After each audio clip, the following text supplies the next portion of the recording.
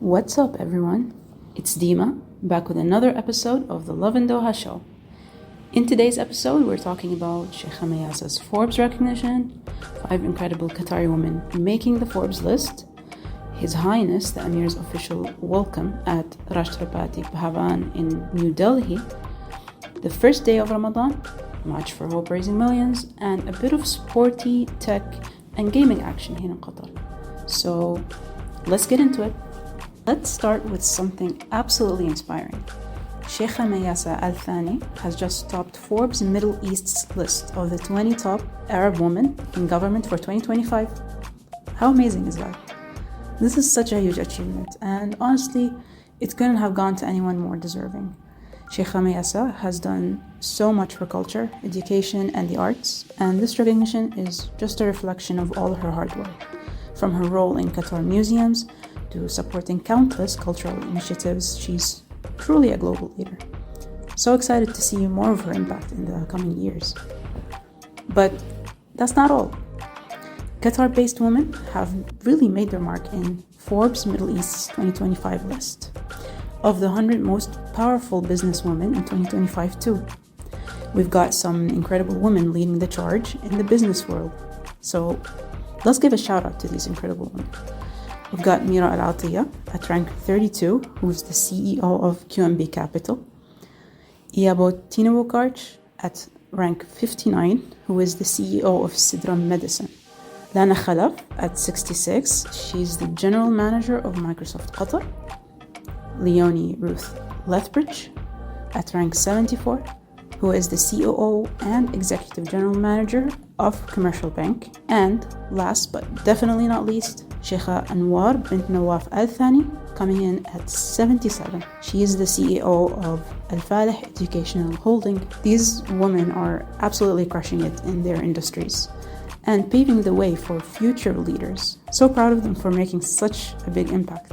Speaking of big moments, His Highness the Amir Sheikh Hamad Al Thani was recently welcomed at Rashtrapati Bhavan in New Delhi. It's such an important visit, especially when you consider how much Qatar values its relationship with India. The Amir's visit focused on strengthening ties between Qatar and India, particularly in the fields of economics, culture, and trade. This visit marks yet another step in Qatar's ongoing commitment to expanding its international presence and collaboration with countries across the globe. And let's not forget, Ramadan is just around the corner. Qatar Calendar House has officially announced that March 1st will be the first day of Ramadan this year. It's always such a special time for reflection, community, and giving back. It's really exciting to know that it's coming up. Everyone's gearing up for it, whether it's preparing iftar meals, decorating the house, or getting spiritually ready.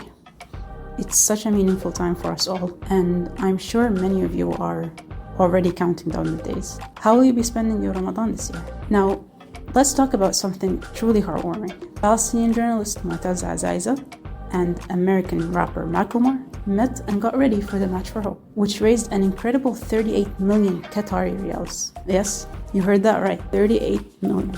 This charity event brought together people from all walks of life to support the humanitarian causes, and it is just so powerful to see artists and journalists unite for something so important. A huge shout out to everyone involved in making this event such a success. And finally, let's talk about something that blends the best of both worlds, sports and tradition. The tennis events, like Qatar ExxonMobil Open, have been a huge hit, with tennis stars like Alcaraz, Djokovic, and Dimitrov taking center stage. It was the perfect mix of world-class tennis and local culture. Not only did they show off their skills on the court, but they also rocked the traditional Qatari ghatra, giving the event an extra touch of local flair. And get this, they even played tennis while riding camels. How is that for combining sport and tradition in the most exciting way possible? After the excitement of tennis, let's talk Web Summit 2025. This is really amazing because starting next Sunday and until February 26, Doha is turning into the ultimate tech hub with 20,000 and more attendees, getting ready for talks from industry giants like Reddit's Alexis Ohanian, Facebook's Eduardo Saverin, and iHeartMedia bringing in podcast legends like Malcolm Gladwell. Pretty epic, right?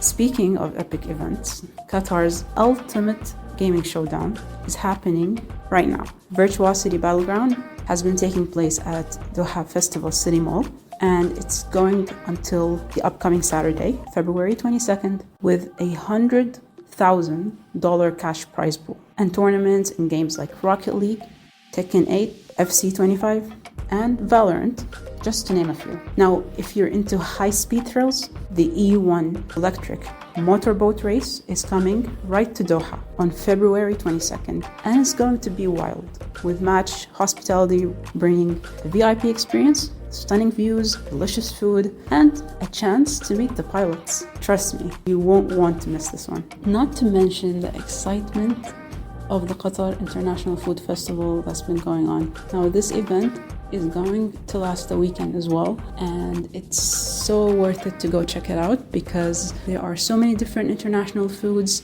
Also, you can check out some chefs, some live cooking. I heard a lot about this festival. If you're up for some amazing chill vibes with food, you should totally check it out.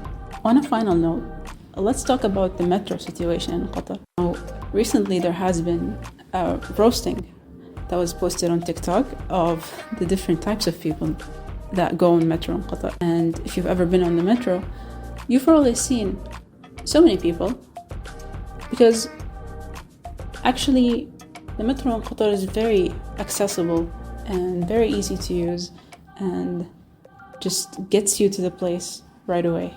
This TikToker was roasting all these people who go on the metro that she sees on a daily basis, from the people who are constantly sleeping or dozing off to those who are constantly on the phone, or the ones who are coming from DECC. It's quite a funny take. Many people in the comments found it very hilarious, while others were confirming that they know someone who is exactly that type of person. What type of people would you say you see on the metro every day? That's a wrap for today's episode of the Love in Doha show. There's a lot that's been covered, but I hope you enjoyed all the exciting updates. As always, thank you for tuning in, and don't forget to join us next time for more fun, news, and inspiring stories. Until then, take care and see you soon. Thank you for tuning into the Love in Doha podcast as part of the Augustus Media Podcast Network. Please hit the subscribe button wherever you get your podcasts from.